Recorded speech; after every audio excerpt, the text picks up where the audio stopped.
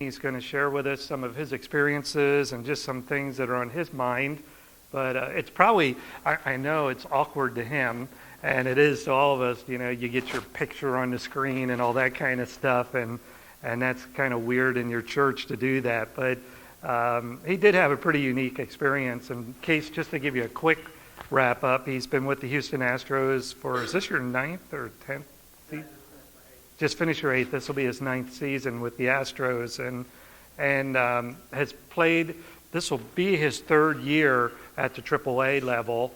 He's a catcher and has had a lot of unique experiences. In high school, he was the battery mate for Kerry Woods, who is the pitcher for the Cubs. Some of you may know about him.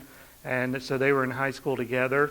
And he's been, of course, with the Astros, so he's been around Roger Clemens and Andy Pettit and those kinds of people, and Lance Berkman. So he knows a few people, and so that's kind of fun. But it's not all that fun and easy all the time, and I think Danny will probably say a few things about that, but it's at times it can be very difficult, a grind day in and day out.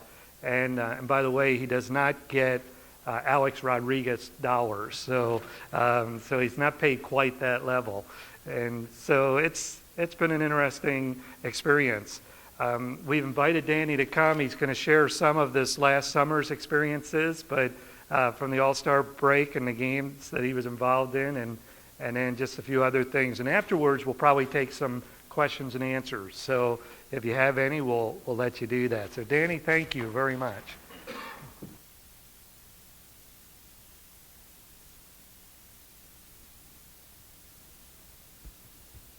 How y'all doing? That's not spring training weather out there, is it? I want to thank you guys for letting me come and speak, and I want to thank the Lord also for giving me this opportunity. I mainly just want to go through the pictures that I did take at spring training right now and tell you guys some of the stories behind them, and then talk a little bit more about my career and stuff after that. But this is me and Jen, the day of the All-Star game and workout. She was doing all the picture taking, but I guess she had an usher take some pictures that day. But she had a good time. We both had a good time. We did a lot of stuff. Saw a lot of things. This is me before. This is how the day that I was there 3 days, and this is how it went. The first day was kind of like of a party or some sort. Second day there was the first day was the Futures game, which is a bunch of the younger all-star kids kind of coming up out of the minor leagues, the best players and stuff. And that's what this day was right here. It was just a workout, and they had a game that day, and I pretty much caught bullpens, and I did whatever they needed me to do that day for them. That was a good experience. The coach of the USA team was my AAA manager, so I knew him really well, and had a great time. I was kind of in awe that day because that was the first day I'd actually stepped on the field. And, you know, if you've been to any place like the Indian Stadium or, you know, any big league ballpark, it's unbelievable because that's the first big league stadium I've really ever been in, and or stepped foot on at least. And I've been called up to the big leagues in spring training, and I played in 3 games with them in spring training, but it doesn't compare, you know, when you step on something that's, you know, however many stories high those places are, and you're inside, and there's 60,000 people screaming. I mean, it's unbelievable. But this is the same day, working out, getting ready for the game, starting to warm up with the pitchers, get them ready to go in and pitch. There wasn't quite as many fans that day for the younger guys, but it was still a pretty good experience. This is me throwing with some of the other guys who were going to throw BP. This was the workout day and the home run derby day. And this was me throwing and getting ready, getting loose to catch BP. I was out there while the guys were hitting BP and getting ready for the game and stuff and the home run derby. And I guess those guys were the guys that were throwing BP that I was throwing with. They were getting loose too. And that's me before the All-Star game right there. I'm walking back and forth because Jen was sitting out here. And I would go back and forth and talk with her. And I was in that bullpen right in there in the American League side. And I got to catch a lot of pitchers. Caught Mariano Rivera, CC Sabathia. That guy can throw. You guys should be proud of him. Tom Gordon, Flash Gordon, whatever you want to call him. Mulder, just all the guys were there I caught, and it was just a great time. That's me right there. I'm warming up with Kurt Schilling during workout day right there. I had the opportunity to catch Kurt Schilling in a bullpen in the side, and that guy's good too. The difference between guys like that and guys that I play with at the AAA and AA and single A level is there's not much difference as far as velocity and stuff like that, but what they do have over the younger guys is they do have command over every pitch pretty much. I mean, they can put it where they want, when they want it. They can vary the speeds of each pitch. They don't throw at the same speed. I think that's why you see guys that are 45, like Schilling and even Nolan Ryan when he was pitching, they could still pitch when they were older because it's not so much how hard you throw. I mean, they do throw hard, but it's just more about how you pitch, This was me before the workout again. I'm standing there with the Houston Astros bullpen coach, Bailey. He used to be my AA coach, and now he's the bullpen coach up there. And I was throwing with you can see on Tom Glavin's two little kids. They were running around the clubhouse trying to get somebody to go outside and play with them. And I was bored sitting in there. Nobody was really in there, so I said, I'll go throw with you. So I went out there and I was throwing pop-ups and stuff to them, and they were pretty good little athletes. This is, of course, during the home run derby when Tejada, you can see up there on the board, that's when he was hitting. Jen took some pretty good pictures there of the screen and stuff. And like I said, that was just an amazing thing. I mean, it was sold out. And especially when people like Lance Berkman, hometown guys, were hitting and stuff. I mean, just the noise. When I would talk, I couldn't even talk to him because he would turn around and say stuff to me after he was hitting the home runs and stuff. And I couldn't even hear what he was saying because it was so loud. There's 60, 50, however many thousands of people. And it was just amazing. It was an incredible time. And this is just pictures that I took before I went out on the field. And I'll try to get out there. And of course, with all the stuff that's going on in the world today and with the U.S., they had high security. It was like pulling teeth trying to get on that field. And I had my uniform on and everything. Like, well, who are you? And I'm here. I'm just trying to take pictures. And it was crazy, but it was a good time. And these are a lot of the pictures of the guys the pictures that I took with the guys in the clubhouse. This is Todd Helton. You guys heard of him? He's a first baseman with the Rockies, and as you can see, he kind of liked me. He told Piazza and a couple of other guys that I was his favorite catcher. I think he was just trying to get under their skin a little bit, but he's a good guy too. This is Jeff Kent. I kind of knew him a little bit from spring training, so that's why we took a picture together. We were kind of friends a little bit. We got to know each other a lot, like I said, in spring training, and he was there and he was excited. I don't know how, he was kind of down a little bit. I think he might have wanted to stay with Houston, but I think they have a new prospect coming up, so he went ahead and signed with somebody else. This is, I didn't know who he was either, but he was a big man. His name was Jason Schmidt, and he's a pitcher for the Giants, and he can throw the ball. And he, as you can see, look at the size of that head. That's a big man, That guy's huge. I came up to it felt like his hand was twice the size of mine. I just felt like a little kid while I was like, yes, sir, But he's a good guy, too, surprisingly. A lot of these guys, I was in the clubhouse, and they just come up, and they, friendly. I would be, too, I guess, if I was in their situation, but they were just nice guys. You hear a lot of guys go around saying that they don't talk to you, and, they just they kind of walk past you and stuff, but I had no problem with that. They'd sit down and talk and do whatever. This is Danny Graves. You guys probably know who he is, being in Cincinnati. Left-handed pitcher. He's also a good guy. Talked to him for a little bit. Of course, I think all these guys were happy to be there. It's All-Star game, so they're happy anyways. But you know who he is, right? Yeah, Barry Bonds. All right. We were sitting there, and funny thing, I had a good story with him. We were sitting there. This is the clubhouse, and there's a TV right there. I'm sitting there watching TV, and as you can see behind it, it's crowded with media. And they would not leave him alone.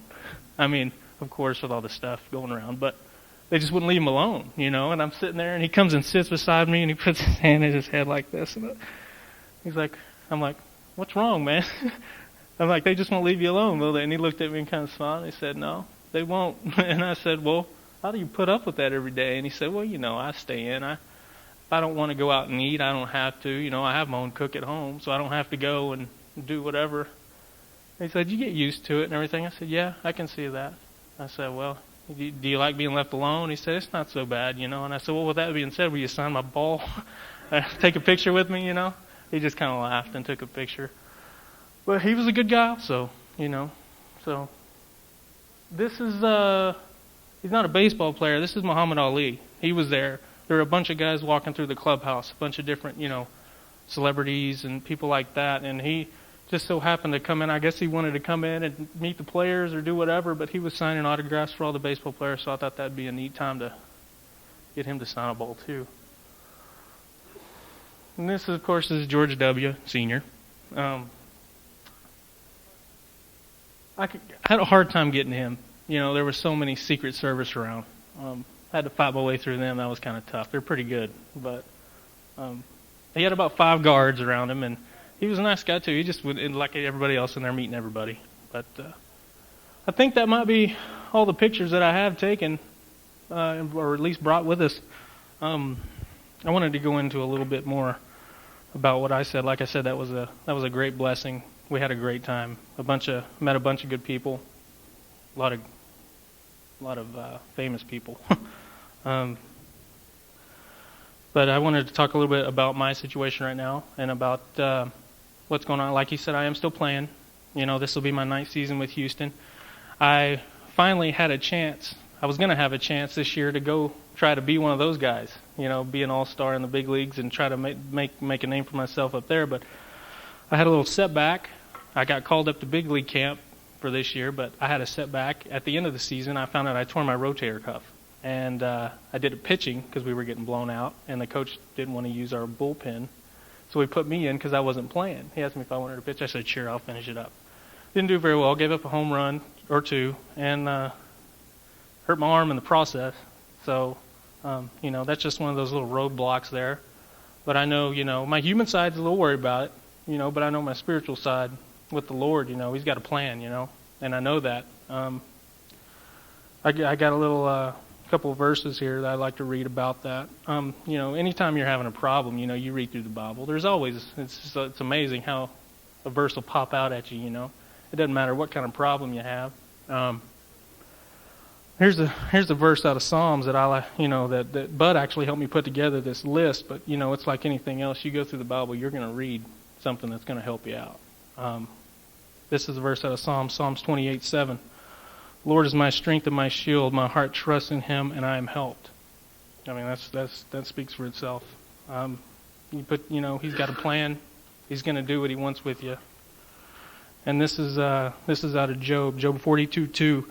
I know that you can do all things. No plan of yours can be thwarted.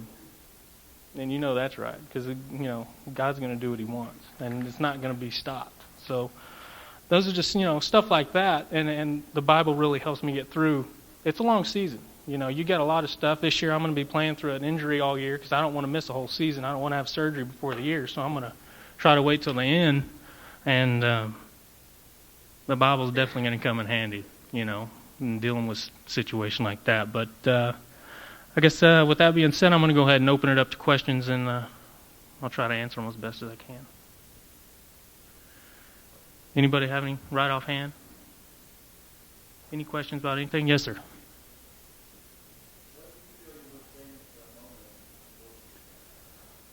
Well,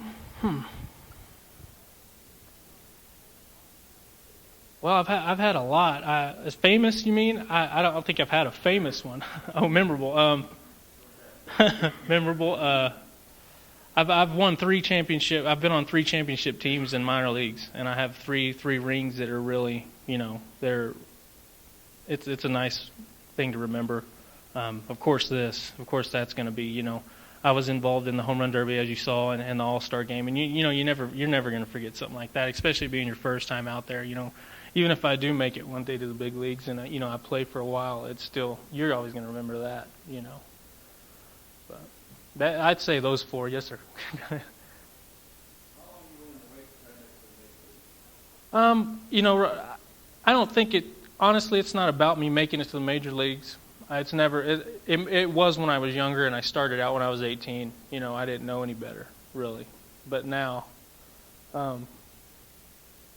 after knowing the Lord, and I feel that, He's put me in this situation to where if He wanted me to stop, He'd shut the door. You know what I mean? The Astros have talked to me about coaching in the future. They want me to coach with the organization. So,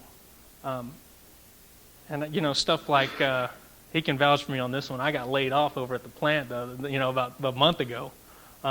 Stuff like that. You just try to put your faith in the Lord, and then you take it from there. I know He gave me a wife that loves baseball. She supports me in everything I do.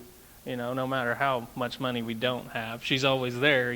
So until I do start making some money at it, then that's great too. But until He shuts the door, I can see us doing this for a while. Anybody else about anything?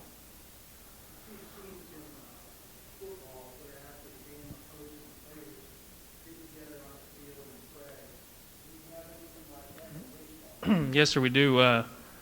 We don't do it really on the field as much as we do it. We have, study time to ourselves with the players. We also will go speak to, Sunday school classes and stuff like that. I've gone to speak to several churches, and so have a lot of players, other Christian guys on our team, and that's good. We do all that, and plus, a lot of the guys that really want to stay on the Word, we'll have Bible study, when we're on the road and stuff, because that's a tough time. You're away from your families. Like I said, you don't make that much money, doing what we're doing right now, and so you're pretty much just stuck in a hotel until you go play the game. So a lot of guys they'll do whatever. They'll watch movies or play video games or whatever, But a lot of guys will have a nightly Bible study and come in and read the Bible, and usually it's the guys that know more about the Bible that lead it. The guys that know pretty much what they're talking about and stuff, and that's a good time. That's nice to have on the road. Yes, sir. They always say the catchers seem to make the best managers. There's a lot of catchers that are managers in the major leagues and stuff. And you mentioned about the opportunity maybe to coach in the future. Do you see yourself in that view as coaching or even managing? I don't. I'd like to do it, yes, and I can see myself doing it. But again, it comes down to if the Lord gives me the opportunity, and what He wants. I do see myself as that. I can see myself, do I know enough about it right now? I don't know if you ever know enough about baseball because there's so much stuff to learn. But, I think that I'd give it a good shot, and we'll wait and see how that turns out. I think they will give me a shot from what it sounds like. So I just have to wait till that opportunity comes. Yes, sir.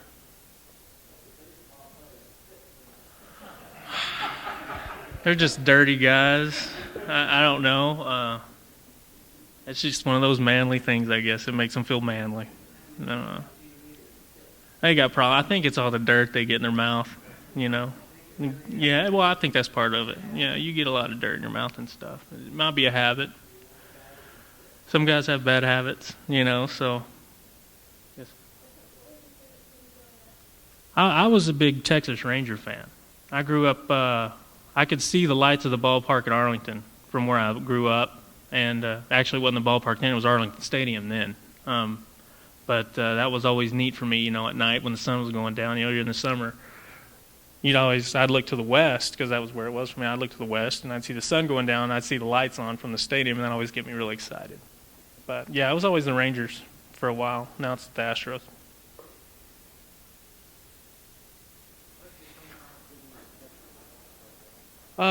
Well, I have been with the Astros for 8 years now, where I just finished my 8th season, and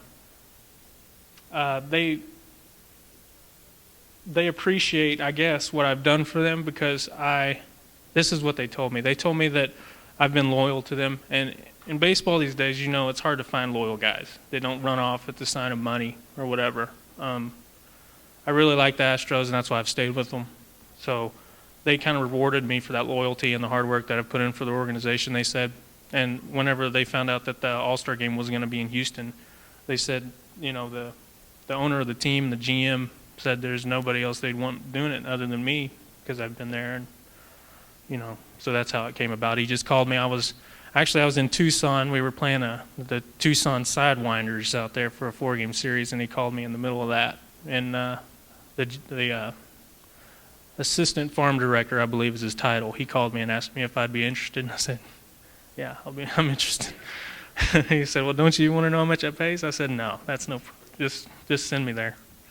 So that's how it happened.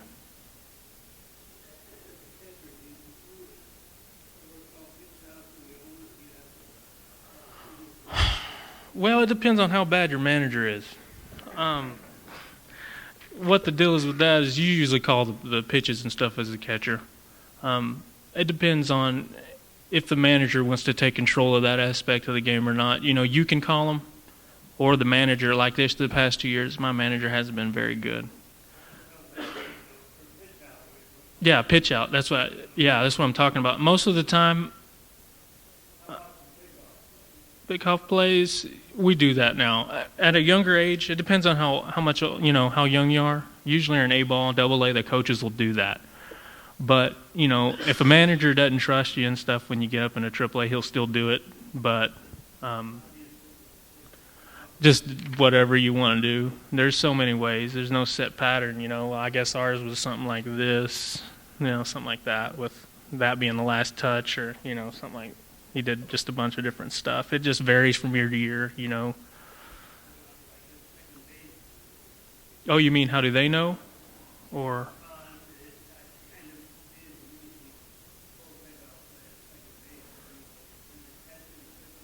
it's second base. It's not. It has nothing to do with the catcher. At second base, it has to do with when the infielder starts moving towards the bag. As soon as the infielder starts moving, the pitcher will turn and throw.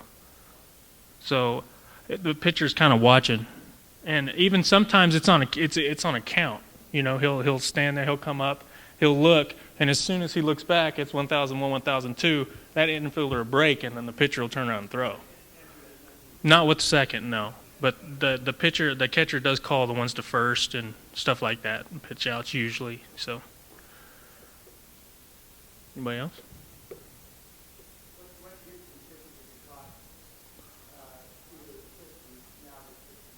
Well, I caught Roy Oswalt. I was roommates with him for about 3 or 4 years, and they didn't think real highly of him coming up. No, they didn't. And then all of a sudden, he just started. Well, he always blew people away, but sometimes it's like hitting a mule in the head or something. You got to do it over and over for them to say, hey, maybe he is good. But him, Wade Miller, Tim Redding. Pettit. I'm gonna say most of them up. All the guys that are in the big leagues that have been up there. The only guy that I don't think I've caught is Roger Clemens. Yeah, and that's because he has a special guy that he has catch him. Nobody can catch him other than this one guy. So, anything else? Yes, sir. Okay. Right.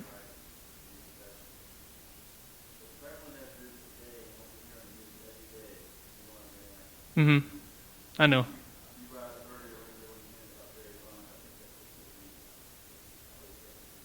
Yeah, yeah. How do I feel? I feel that I've always felt this way about that kind of thing, and that's if you have to do steroids, you don't belong in the game. Now, granted, Barry Bonds didn't. If he did take it, whatever he did or didn't do, I don't know. But the way I feel about it is he didn't need them. He was already an established baseball player. He was already an all-star. I mean, why would you even put your body through that mess? It's harmful. I think I know it does more harm than it does help. So I never understood it. Why would you want a 50 home run season, 1 year in the limelight, and you take off 50 years or 25 years of your life, And another thing is, why would you, because that's not you doing it. If I took steroids and went out there and I was hitting 50 home runs a year, that's not me. That's not my hard work. That's me sticking a needle in me, I don't want that. So I personally have never seen it. I've never seen it injected, or I've never seen it taken, or I've never seen, the creams applied or whatever it is they do, but there has been some, curiosity arise from seeing guys the way they're built and the way they act, some kind of roid rage type thing going on. But then again, I've talked about this, I hear they kill people too, but I've never seen it happen. So, yeah, that's funny too, because it doesn't happen so much in the minor leagues. You got drug testing down there. You got, and whenever this thing happened with steroids, it was crazy. They came down on us hard, and we weren't the ones doing it. Like I said, I've never seen minor leaguers do it. We got tested. We were getting tested, I think, maybe once every 3 or 4 months. And then when this happened, they were like, "Oh, we need to crack down on the big leaguers." Well, then we got tested 5 times a month, and then they got tested none. Of course, it's the player union. Yeah, it's probably the strongest union in the world. It ranks up there with the Teamsters back in the day when it was still going strong. Yeah, that union's pretty strong, and I don't know. I blame it on a lot of things, but that's one of the reasons, that they don't get in trouble for it. But it's partly the managers. The general manager's fault and the owners. They've let it get to this point. They've paid them all the money. They've put that kind of expectations on them. They've let them get away with it for so long to put a better product on the field, they think, that now look where it's gone, 50% or however many Caminiti said were doing steroids in the big leagues. That's their fault. They're grown men. They've taken the stuff. But in the same aspect, it's also everybody else's because they've let them go. They've seen it. They know what they were doing. But it's everybody's fault, in my opinion. Yeah. I think his name is Raul Chavez.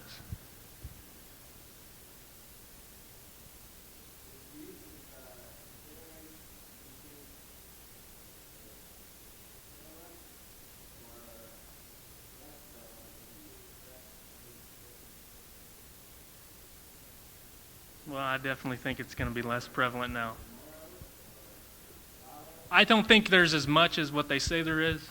That's like anything else, how far can you really trust the media? How much can you really trust the media? I'm not trying to take it for the game or for the people that have done it, because I don't know who's done it, but at the same time, no. Like I said, I've never seen anybody do it that I think, I've never seen anyone take the stuff.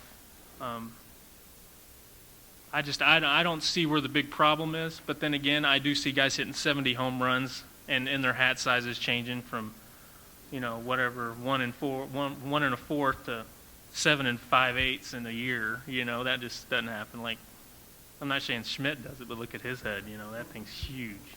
No, but for us, oh no, for them, it's kind of. Yeah, no, I don't think it will. I don't think it will. As long as the owners pay it, and as long as there's greedy players out there that are doing it for other than just playing the game, I think it'll stay the same until somebody changes it. And I don't see it changing, because there's too many greedy people, and there's too many owners that are wanting to win a championship and not doing it, the right way, with players that want to do it for them and for playing the game. But that's a big problem I do have with the game these days, is that 7 out of 10 guys are doing it for the millions of dollars they can make, and not because of the love of the game or for the Lord's will, for that matter, So I guess that's just with anything else, though, you know.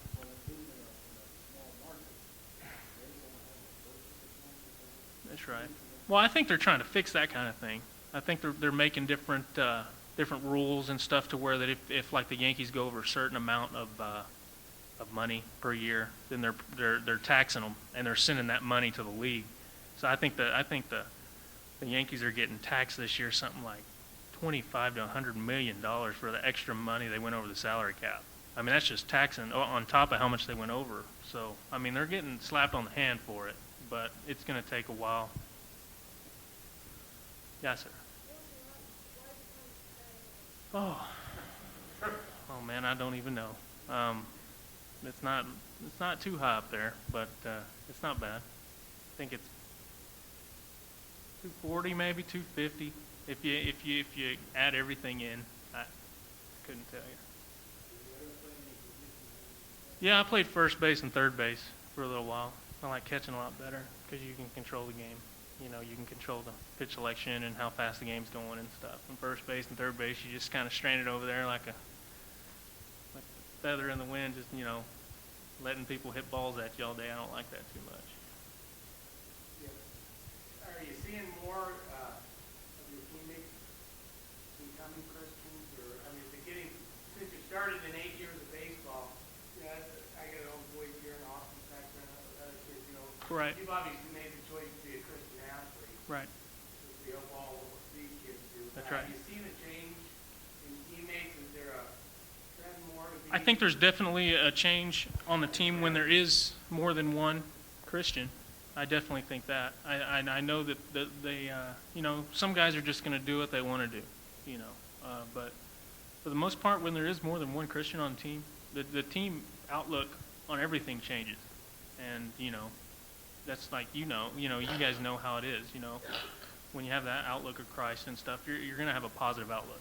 And that's going to change the way you play on the field. But I've always seen a pretty good amount of Christians on. I think I don't know about other organizations, but I know in Houston, they pride themselves on drafting good guys. You know, good players, but good guys too. And they do draft a lot of Christians, I know. So, I mean, you can take it as far as that. I don't know. I'm pretty sure that other organizations don't do that, but Astros, that's why I like the Astros a lot. That's why I'm going to stay with them as long as possible, is because they do what I think is right, you know, as far as Jesus and getting guys that are good guys, they're going to be responsible, and you know what I mean? So it's a big difference when you do have Christians on a team. Some of the up-and-coming players you're seeing coming through minor leagues for Houston that they'll hear about in future years. I think one of them is for sure a guy named Chris Burke. He's why Kent left, I think, or they didn't re-sign Kent back. He's a second baseman, and he's really good. So, yeah. What was his first thing? Jim knows him. Jameson? Yeah. Jimerson. Charlton Jimerson. Yeah, he's a center fielder, and he's just an athlete. He played at Miami, and he's just unbelievably built.